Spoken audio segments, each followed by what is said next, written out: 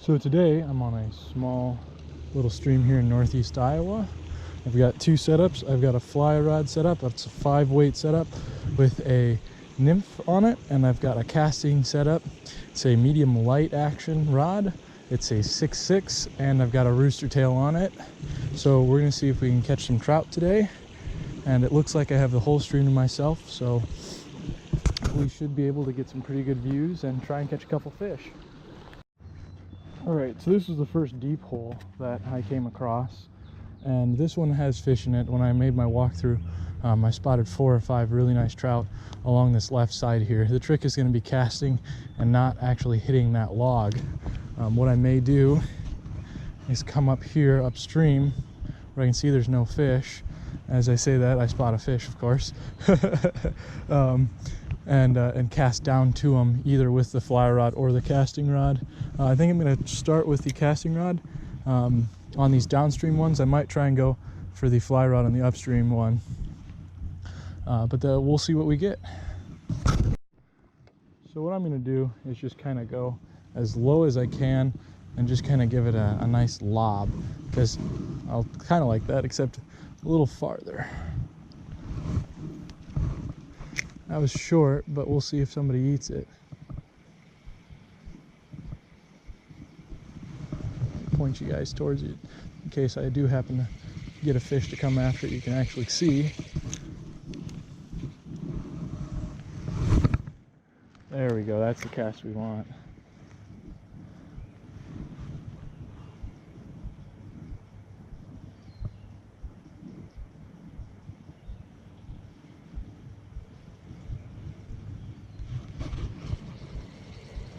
Oh, one came after it.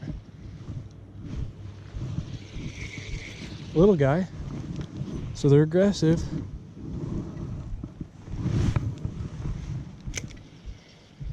He didn't hit it very well.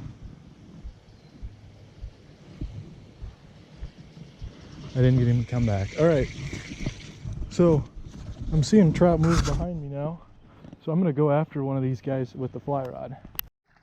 All right, so I got a hold of that little guy. This looks to be a little brook. It didn't take too long. I'm going to release him. He's a little small. Yeah, a little brook. You can see him right in the mouth there. I just cast it up in front of him, and he rose to it and ate her right away. First pass. He's been caught before. I'll get you back in the water, buddy. Maybe. Here we go. There. Nice little trout. Oop. He's back in the water. We'll get him back in before he is out too long. There he goes. Right back to where he was. Alright, well that's a success there. We got the skunk out of the boat. It also makes me feel good that I didn't spook any trout upstream of them. And now I'm going to try and fish that hole below us and see what I can do there. So I haven't decided if I want to wade in. That was a good cast, not really. If I want to wade in on these fish or what. Because if I wade in, I'm going to spook the fish in the next pool. And it looks like, I've never been here before, it looks like this stream gets really deep after this point. And so there's a potential for a whole lot of fish to be holding up in these deeper areas. I missed him. And so I don't know if I really want to wade fishing, you know, upstream to downstream. So we'll see if they'll take it.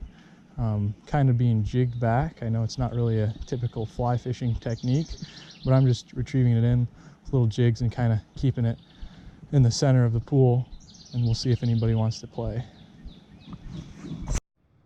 Alright, so I just hooked up on my first fish out of this downhill, just bringing it back in. Is this a little largemouth? This is a little largemouth.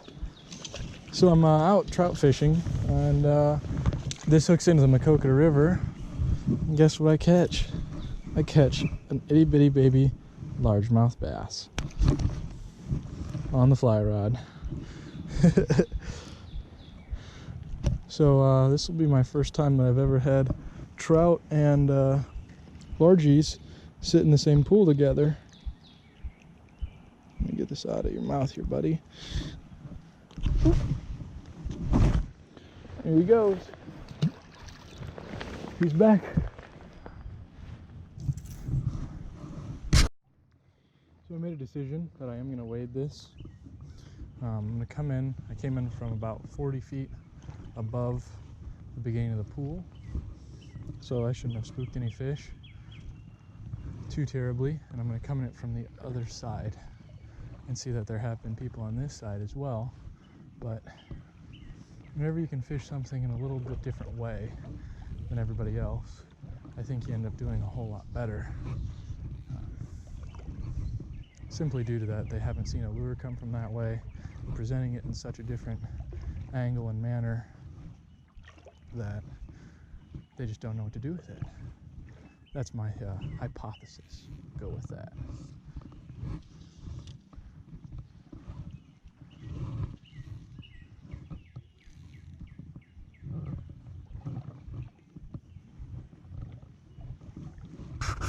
Just letting it drift along that deep side. I'm letting it drift as far as I can just to get it as natural and to expose it to as many fish, because I said earlier that this whole side is really deep, and so the possibility of there being trout or largemouth bass or smallmouth bass, we won't discriminate today, of being in this deep side is very, very large. So get as many fish in front of many fish as possible and see which ones eat it.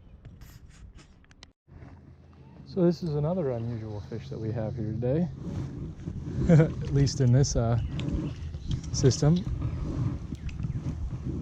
So in the Maquoketa River, this is where I'm assuming this guy comes from, they don't have very many bluegill, but good to see one anyways.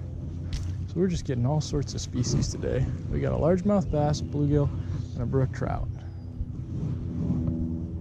We just need, I know, a rainbow and a brown and a smallie, and we'll have a heck of a good species day.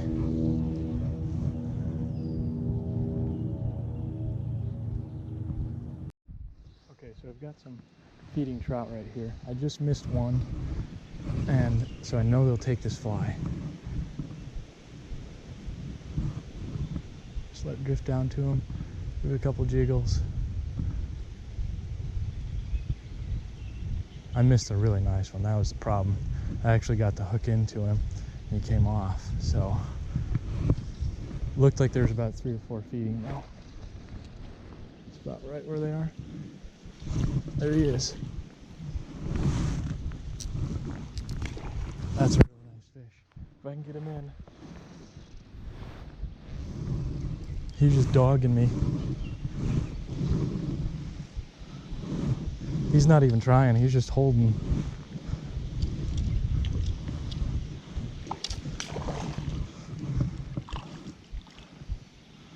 Look at him, that's a nice rainbow.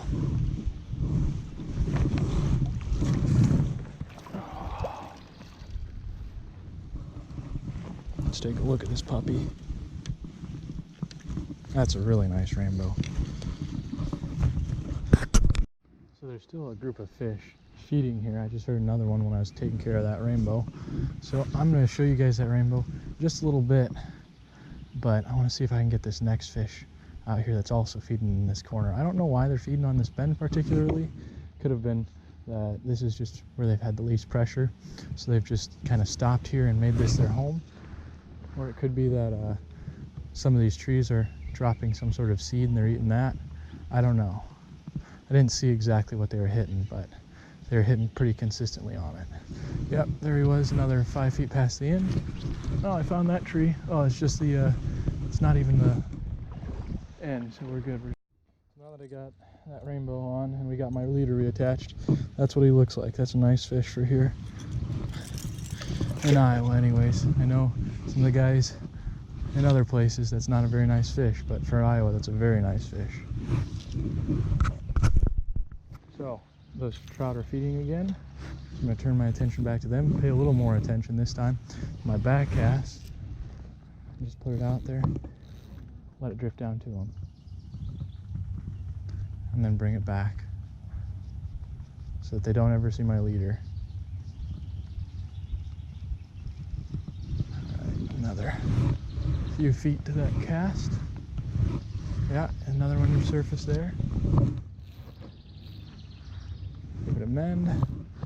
Yep. Yep, they're still feeding. Oh man, they're feeding all over the place. There's 3 or 4 more feeding on top. I'm seeing hit really consistently. I may have to sneak over and try and find out what they're eating.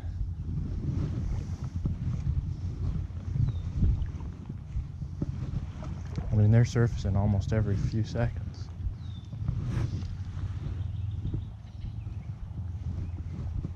Go a little closer in on them, make a shorter cast. Maybe see what exactly it is they're eating on.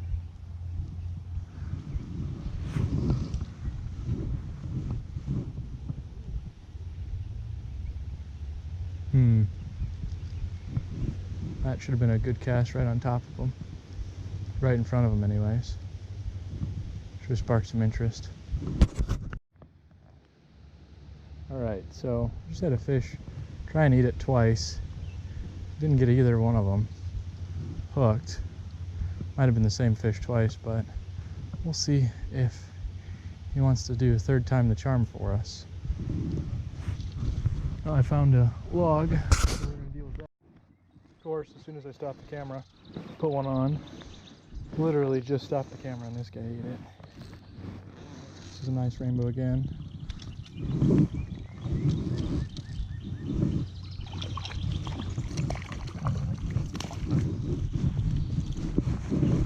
This guy's a little small, but usually I don't net them when they're this small, but we're gonna look at him since we're gonna release him. Oh, I think thought of him, I think. Yeah, flies out.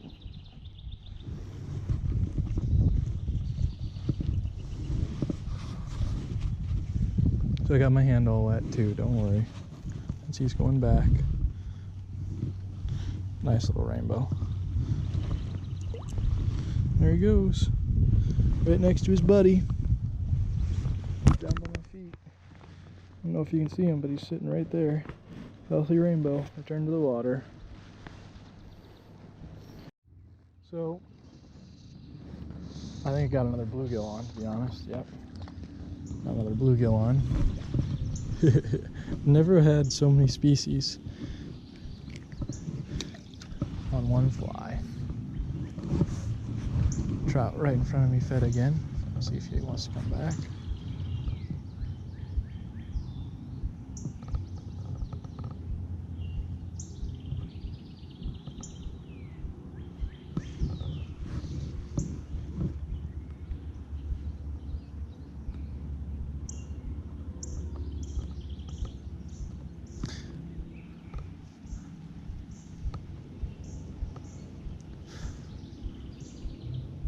So I'm no professional fly fisherman by any means. Quite amateur, to be honest. Ooh, look, there's a trout that was going to eat it. So I always hear the match the hatch with flies, and everything I've seen today, I'm not matching the hatch. I'm not using it on top. I'm using something that looks natural, I guess you could say, but these trout are obviously feeding on top, but they're also willing to take a nymph fly that's swimming upstream. So, I mean, I guess what I'm saying is, while matching the hatch is important, sometimes you don't have to match the hatch. And granted, I know that if you're using the thing that they're feeding on, they're probably going to feed on it as long as you do your part and present it well. And as you can see, I'm not getting a fish every time that I missed him.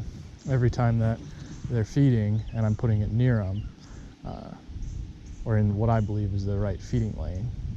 So you can make the argument, well, if you were using something that matched the hatch better, you'd be doing better, which I don't disagree with either. So a lot of different trains of thought, and use which one works for your taste, I guess.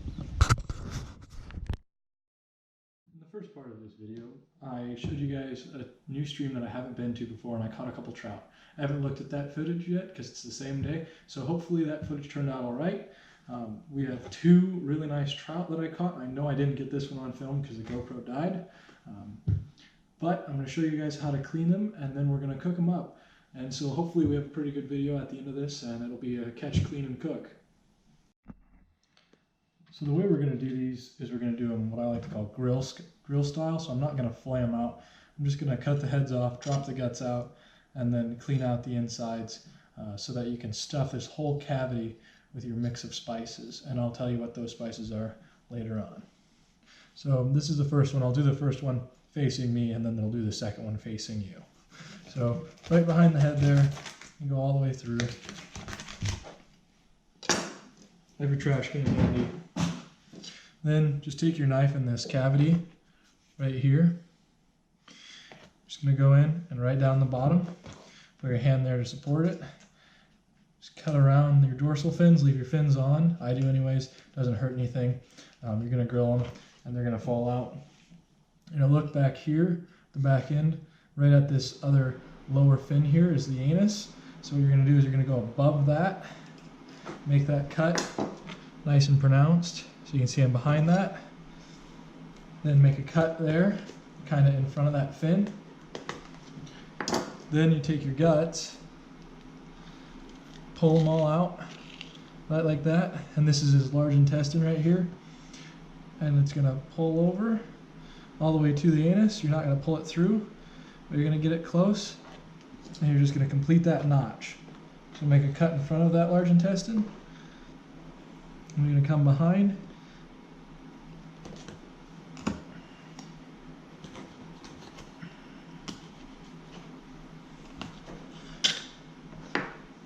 There you go. See, now I have the large intestine and the anus right there. There's all the guts. You drop those in. Now, this one more thing you have to do is clean this major blood vessel out.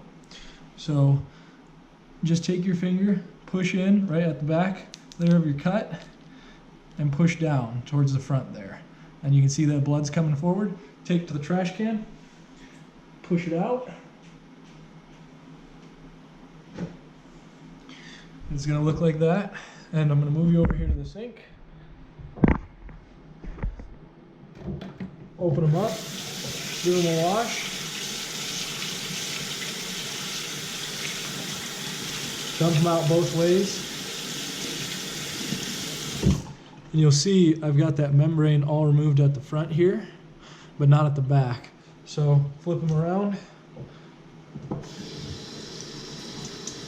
Get all that membrane out. You won't be able to get quite all of the blood out, but you want to remove as much as possible. So there we go. There's the one done, and now we're going to do the second one. So the first one I did facing me, now we're going to do it facing you. Same thing. I'm going to take it right behind the head there. So he's got his gills. Right behind the gills is where you want to go. There he goes through. Once again, take the head. Drop her down. Then right there's that cavity. I'm just going to push, push, push, push, push, push. Come up around that gill.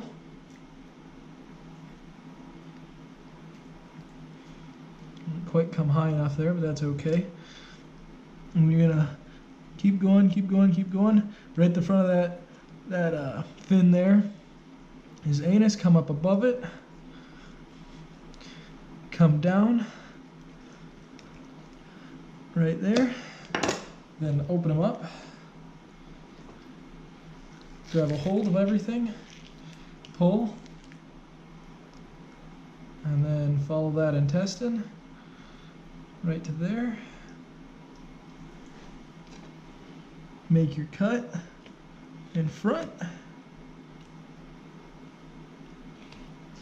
and behind.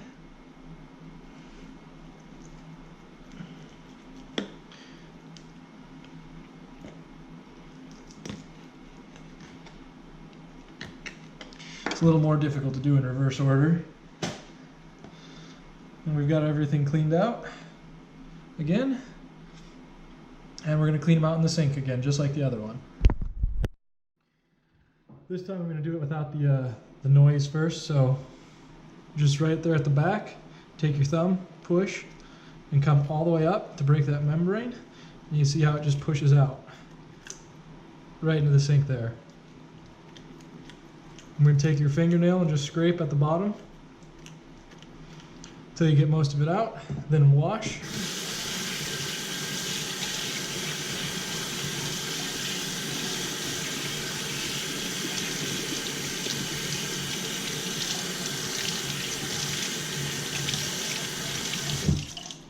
You can see I got almost all the blood out of that one. And I didn't quite get this cut right here on this one. I didn't quite get it through, so I'm going to do that. We're going to clean them up, and then we should be done, and we should be ready to cook them up. And now you can see I've got 2 grill-ready trout, and we're going to get them all spiced up and grilled away.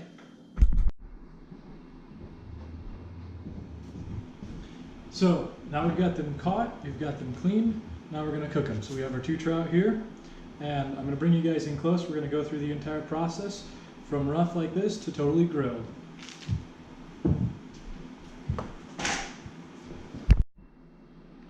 So the first thing I'm going to do is I'm going to make a tinfoil boat. So we got some cheap tinfoil from Walmart. Don't need anything fancy. I'm going to take it, make a nice sheet.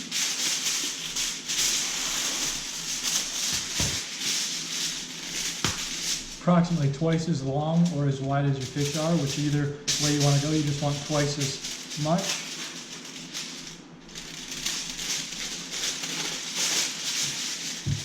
Put that out of the way, take it, fold it over,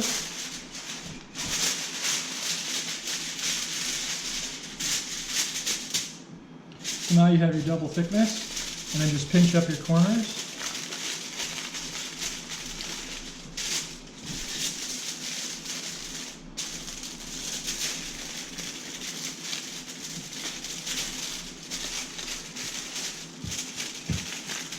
And there you have a boat for your trout to go in. Now, with the actual trout, we've got this nice cavity that we can fill with spices and oranges. So you'll need 2 oranges. These are just the ones that you can get at Walmart again. And all you're going to do, you take a knife, cut it in half one way.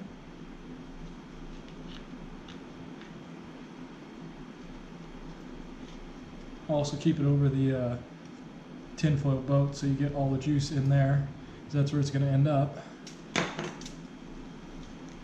So here we got the half cut, first one, and then you're going to quarter it.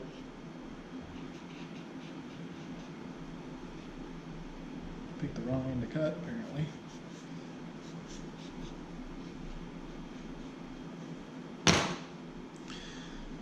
So there we got 1/4. What you're going to do is you're going to squeeze the juice over him.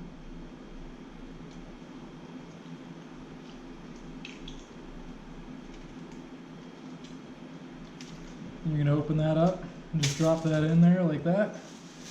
Take your second one, second quarter that is, slice it off just like that, and squeeze everything into the over the trout. Then drop that. This one actually goes in the trash because it doesn't have much flavor. Then take this one, rip it in half, and fill that cavity up.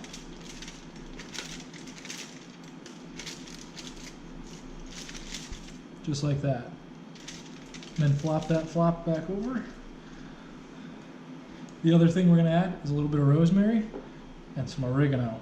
So with your rosemary, I'm going to sprinkle just a little bit over the top, a little bit on the insides. Be sparing with that because you really don't want to hide the flavor of the trout, otherwise we'd be grilling something like steak. A little bit of the oregano. That was a little much, a little aggressive on the oregano actually. We'll take that and pinch that into the other one. Other one, same process. I'll take my extra oregano and spread it inside of him. Once again, take that orange, quarter it. This is that second half of that orange. First quarter, go over, squeeze it in over him, get as much of that juice out as you can.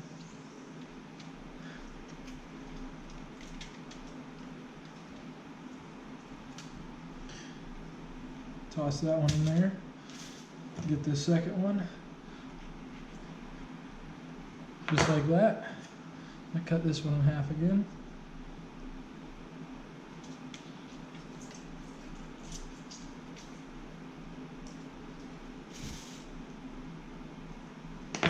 Fill that cavity up. Cavity's nice and full. Don't need any more oregano, we have plenty of that in this one. A little bit of rosemary, my orange fell out, but that's okay. And there we go.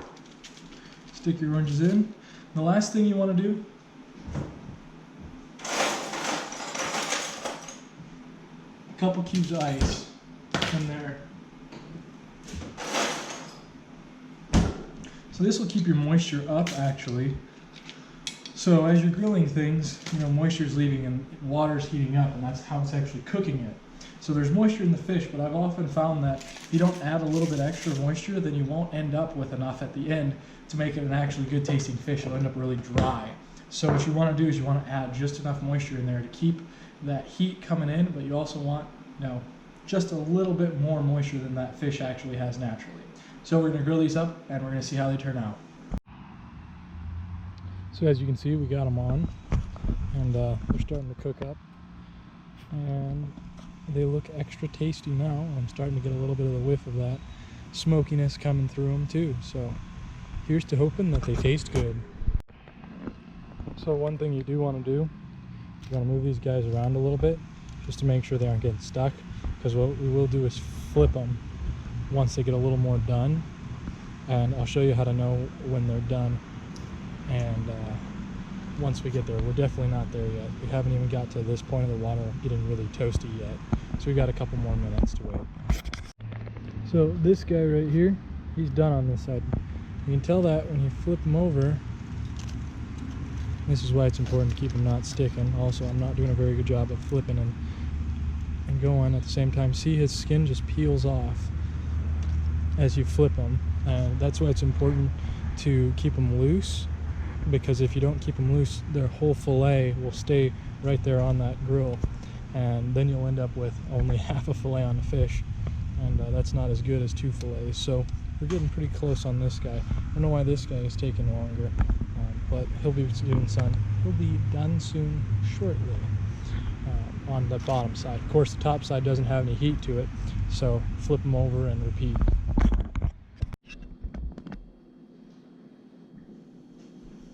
So now we've got our trout grilled up. You can take the skin with the edge of your fork, peel it right off. See how that comes easily? You can get the fork under, take it to a 90 degrees. You can see the meat underneath real easy.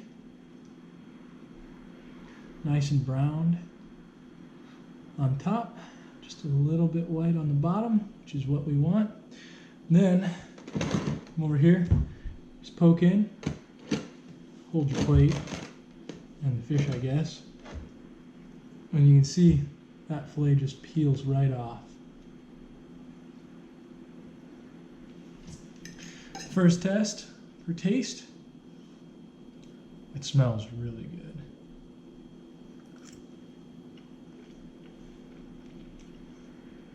That's what we call a good trout right there. There's your orange. So now we've got our fish grilled, and it's time to eat them. And I showed you that we had a taste test, and they're really damn good. So I'm gonna get after eating these. And thank you guys for watching. Hopefully you guys learned something, and hopefully you use this recipe the next time you go trout fishing. Thanks again for watching. Bye now.